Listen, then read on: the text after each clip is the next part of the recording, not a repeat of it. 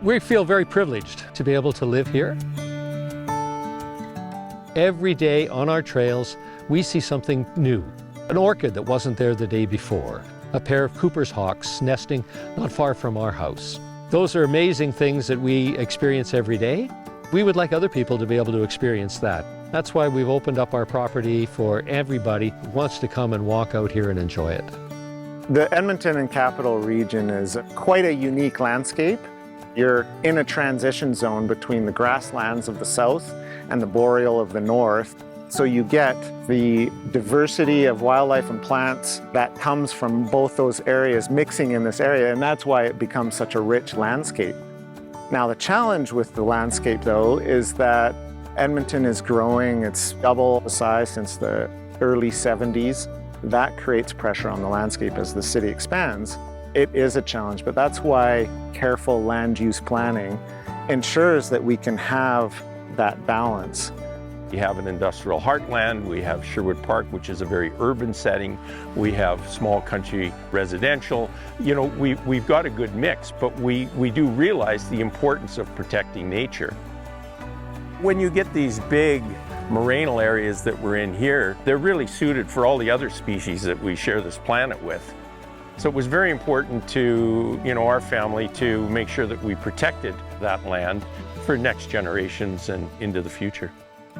Edmonton is actually located over the Central Flyway, where tons of migratory birds come through here and stop over along their long journeys, as well as there's, those iconic Canadian wide-ranging mammal species in this area like moose and elk and bear, and they need larger landscapes to be able to thrive.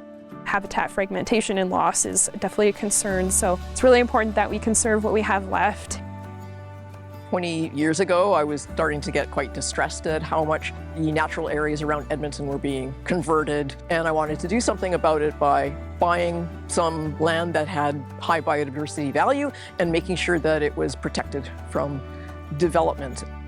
Being a freshwater invertebrate biologist, places with water are just fascinating to me. The property, which we called Moose Pasture, did a lot of surveys out there just to find out what was there. Ended up finding many species of mites that were new to Alberta and some that were new to science on that property itself. So that makes it even more special. And its proximity to the protected national park sort of highlights the value of doing it through other landowners. An easement allows you to continue to use the land. Being able to provide this perpetual protection, it actually made me feel like there was hope. Nature Conservancy of Canada can't do it alone, and we can't do it without the support of individuals and the public. Partnerships with landowners and Indigenous people, it really does become a whole of society approach. As an organization, we've been fortunate to have partnerships and collaborations with many Indigenous communities and nations over the years. So we've had the benefit of learning directly from the communities and building trust and relationship, working together to ensure conservation and protection of very sacred lands for future generations. When we conserve a property, it's about people as well. I really truly believe that people need to reconnect to nature.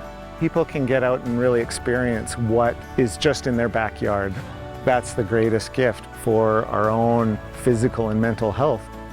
By spreading the word and working together, I hope that we can bring more people into the fold of protecting their properties for their families and for nature.